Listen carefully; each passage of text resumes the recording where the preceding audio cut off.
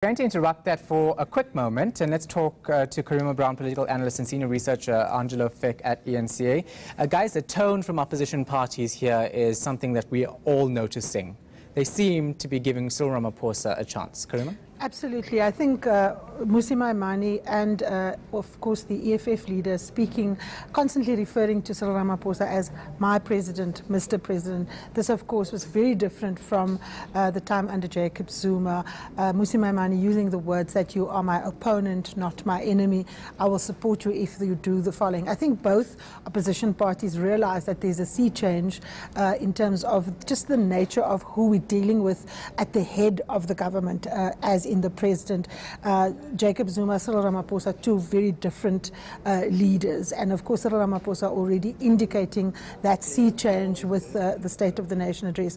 But both opposition leaders honing in, as well as Buthelezi, on some of the contradictions that are inevitable and that are, of course, there within the African National Congress and within the government. Mmusi Maimane reading out a statement of leaders in the cabinet that should be dismissed. And then, of course, also Julius Malema effectively saying you can hold as many summits as you want. If you don't have a plan to fix, South Africa, it's very clear that, you're going to struggle. And I think Buthelezi raising the question around the Ingonyama Trust and the question around land, tapping into what Julius Malema said, again going for that underlying contradictions that Cyril Ramaphosa will have to face head on. He's going to have to make tough choices. The opposition knows it. They're going for the contradictions. They're going for putting up some of the interests that make up the ANC and its alliance.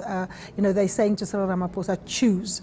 And of course, we will have to see whether he's astute enough and adroit enough to do so in a party that remains very deeply divided. Shahan. Angelo, Julius Malema, and I never thought I'd hear him say that. He started off by saying comrade president, but he still pointed out the gaps in what Cyril Ramaphosa is saying. If you look at that conciliatory tone coming from the opposition, but then you have Lindiwe Sisulu, who came out with a totally different view, saying to opposition leaders that you were not responsible for the removal of President Jacob Zuma. So what I think we saw today was the African National Congress again signaling that they would like to own the process by which Jacob Zuma got removed as president, and they would like to recoup it to a certain extent as in their favor, so that they do not surrender it as an opposition move or as a civil society and media initiated accountability issue, that this is all inside the ANC, which we began to see last week when people said they will tell him in due course why it is that he was removed, and presumably we will then also get to know this.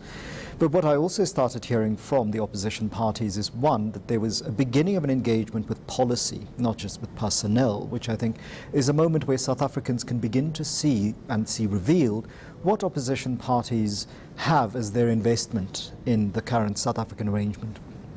The issue of land was, I think, crucial to this. The issue of jobs was crucial to this. But how these opposition party leaders spoke of it revealed something of their own investments.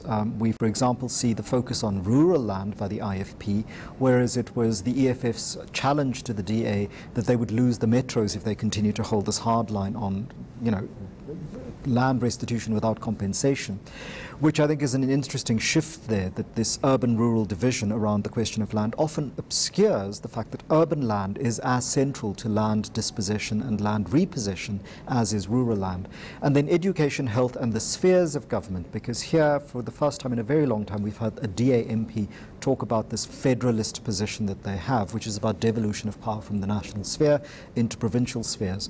And people will ask questions about this federalism in terms of the policing, the rail issue, the schooling and the healthcare, because actually there are some questions there about whether or not privatizing all of these issues is necessarily going to result in better services, because unlike the DA leader's statement that it will, international record shows that it actually doesn't, that privatizing leads to greater profits for the people who have taken over the privatization, but actually in weaker services for the citizens who require these things as part of the national compact. Yeah.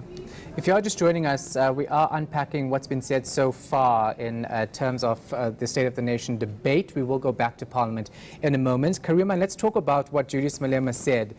He said you were very quick to remove ESCOM board members because of allegations it's time for you to do the same with this cabinet? Look, I think opposition parties know that Cyril Ramaphosa has essentially put the old cabinet of Jacob Zuma that he's now inherited on notice. And I think that they're making a meal of it, and rightly so. The retention of individuals such as Mosebenzi Zwane, Lynn Brown, and a host of other people in the cabinet is untenable. There's no logical explanation. Many of these people are going to find themselves either in front of the Judicial Commission of Inquiry into state capture, or in fact even criminal prosecution as a consequence of state capture. And I think that they and South Africans need to insist that Cyril Ramaphosa make good on this. We know, of course, there's a lot of speculation around whether or not he's going to retain the finance minister, the budget having to be delivered on Wednesday. And I think that in all likelihood, Shahan, what you will see is probably a reshuffle post that budget speech, potentially on Thursday or on Friday. And I think that South Africans are going to look at whether or not Cyril Ramaphosa is going to use the opportunity to cut really deep into the rot. If, for example, Jacob Zuma was remaining recalcitrant and had refused to resign and had to be taken out via a vote of no confidence, that Section 101 would have allowed a complete reshuffle, because it would have necessitated the resignation of the entire cabinet, and that would have given Cyril Ramaphosa a handy way in. What we have now, of course, is a different opportunity. So he will have to look at and weigh up what it is that he retains and what it is that he signals his intent on, and beyond intent, action, given the fact that this fifth parliament has a couple of months left. We're going into an election in 2019. And one mustn't forget, Cyril Ramaphosa is getting stronger every day.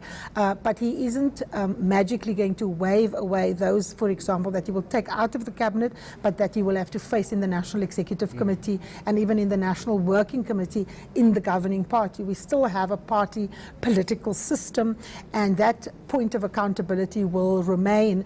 And I think what Cyril Ramaphosa will want to do is he would want to water all his roots. He wouldn't want to make changes that puts him at odds every time he has to have a National Executive Committee meeting around those whom he have removed. He will have to confront them there.